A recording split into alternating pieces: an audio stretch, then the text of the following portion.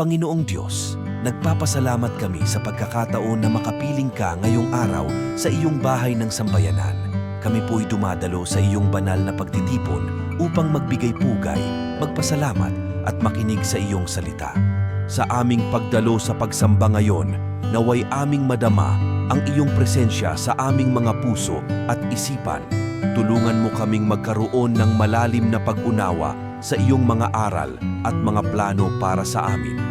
Pakilusin mo po ang aming mga puso na maging mas mapanagot sa aming mga gawain sa paglilingkod sa iyo at sa aming kapwa.